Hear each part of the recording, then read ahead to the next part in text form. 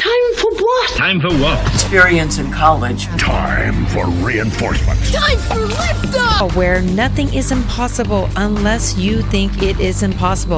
College. I have my college scholarship. Yes. Boom. College ran by real fast. You hung in with the best college. First time for everything. Well, what are you waiting for? What are you waiting for? Let's do this thing. Genius, let's do this thing! Welcome to the show, everyone. Oh my God, where am I? I am in Los Angeles, California, with the one and only Vanessa. Now, Vanessa, how do I know you? I graduated St. Ignatius in 2020, and I was part of the Modus program for 4 years. And I stumbled across Miss Vaccaro, I think my sophomore year, when it was the college tour for Modus. Right. And I was glued to her hip since then. Oh, I know. And I've been stumbling ever since she went to college. I've been stumbling all the way. Now, before we talk about this beautiful campus that we're at Loyola Marymount University, I just constantly tell people, like, you worked so hard in high school, right? Yeah. Explain, like, what it takes to get into a school like this or other similar private schools. I think it was definitely taking the risk. High school told me, don't even waste your time applying to LMU. And I thought about that this morning because I was like, well, now I go here. And it was just taking the risk, advocating for myself, but believing that I could do it. And I did go to the University of San Diego my freshman year, but eventually I made my way here because I always knew I wanted to be here. But it just I just didn't listen to the people around me that were kind of negative with throughout the college process. I just put myself out there and believe that I could do it. And advocating for myself, not being scared to ask questions, putting in those extra hours. I know one night you and I worked until 7 p.m. in the Modus office. So I think definitely just advocating for yourself and believing in yourself. It's cliche, but it works. But you also, I think you're being really humble, right? Because I always tell students, be honest, not modest, right? You did mentorship for other kids to make sure that they can see that they can versus they can't. Yeah. You've had a job while you were in high school, right? Yeah. You took outside college courses as well. And you were very honest and real about the hiccups that every human being has.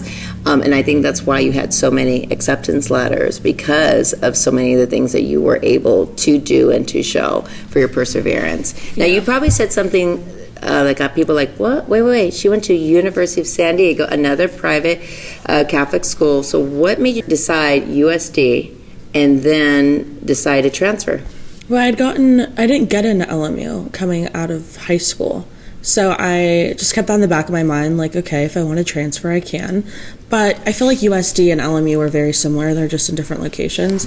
So I did talk to some people at LMU who have transferred out of LMU and have transferred into LMU through some numbers that you sent me. Yeah. So I kind of just weighed out the pros and cons, but I came back. I did a tour as a freshman at another college, and I decided, this is where I want to be.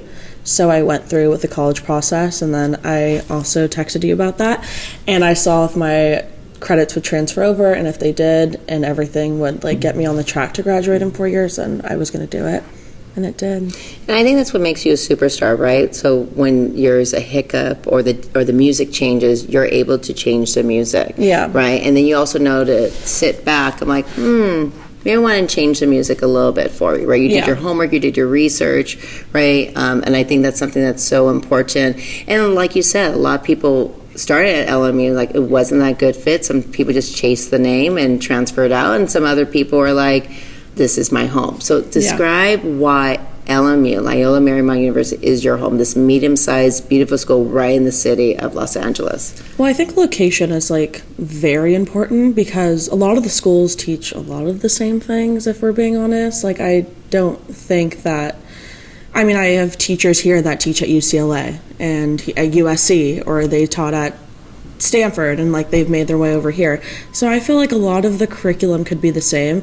St. Ignatius is Jesuit, so I was explaining, this is a continuation of that I really did like, and that's what I was drawn to. But I also do the close access to the beach, or there's you can go into Hollywood, or anywhere we have easy access to. Right.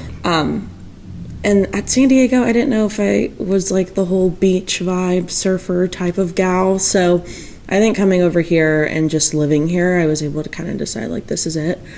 But it's also the people that I've met here at LMU who are genuinely just so caring and genuine, and I've met some of like my lifelong best friends here that have made the college process and experience just all more worth it because we all go through it together.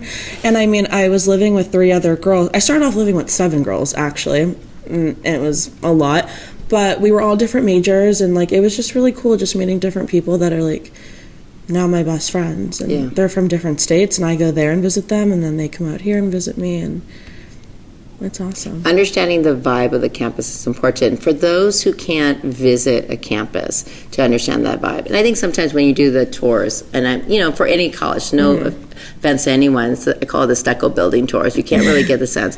What is your recommendation? Something online or what they could do from their homes to understand the vibe of a campus? We have a virtual tour on the LMU website that anyone could do, but you could also reach out to admissions, and I'm pretty sure like they would set up a Zoom call, or they'd have one of us student ambassadors like answer any questions from home. So you're a student ambassador. You're also in a sorority. What else are you involved in? Do you recommend the sorority or Greek life to anyone? Yes, and I do that. I say that because it's not like the typical like hazing college. Yeah, depending what scope, but at LMU it's not. But at LMU it is not. It's to network. There's a very sweet, genuine group of girls here, and I really like it because it forced me to get out there. I go to chapter meetings. Today we're having a flag football, and the girls are playing each other, different sororities, over here on our field, and I really like it. Like my roommate and I are both just happen to be in the same sorority, but you also get to mingle with other people in different sororities, and I've made some lifelong friends there too. But it's not something you have to stick it out. If you don't like it, you could always drop it, but you just choose not to do it, right? Yeah. Now you said it's a Jesuit school, so for those who don't know what Jesuit schools are, what is that? Just from your experience, right? Yeah. Do they have to be Catholic to come here? No, we have an amazing spiritual department. So I'm taking a class right now that's like spirituality, and though I am religious, I'm Christian, I'm able to exercise my faith in the classroom, but a lot of the people here are atheists, but they are still drawn to the way that you can expand, the way that your spirituality, or if you do want to learn about like Catholicism or Christianity or whatever it is, like you can take, your own route here. And I think that's what's really nice, because my teachers, some of them are religious and some of them aren't, but you kind of get to write your own story. So what's your major here, and how are they preparing you for the real world?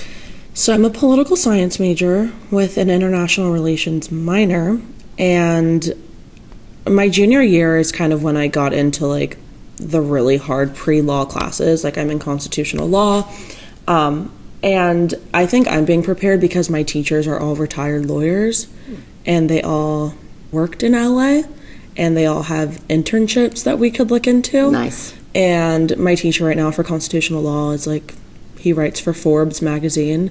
So he just like is really well connected. And he has pushed me beyond my limits. Like I have never had to sit in a library for so many hours just like studying. But we have an amazing department, whether it's like students in the political science department that are in my grade or older than me, like they offer to tutor, and we have free tutoring services here. And then you said that the professors are teaching you no TAs, all small classrooms. Yeah. Really amazing experience. How's the dorm life here? And you live on campus right now, so there's residential neighborhood, beautiful, gorgeous. You're loving your house that you're in right now, correct? Yeah, well, I live down the street from here, so maybe like a 3-minute drive, 10-minute walk. I love it because I'm able to like drive to school and be here at school, and then if I want to go home, I don't have to walk through campus to get home, and I don't have to see my teachers on my way home, or if I want to wake up on a Saturday morning, I don't want to walk by the building I have class in. So I really love the off-campus place that I live at.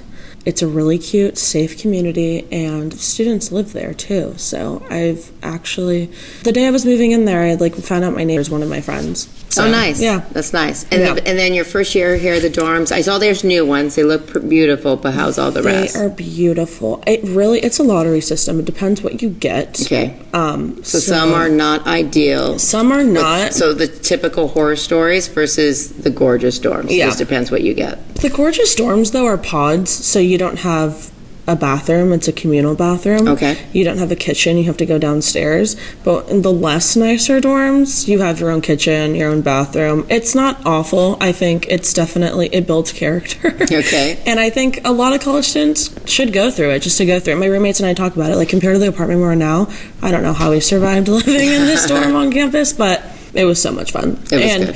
People leave their doors open. You guys get to walk upstairs to your neighbors. They come into your apartments. Like, it was an amazing way to meet people and kind of just like bond with the people around you.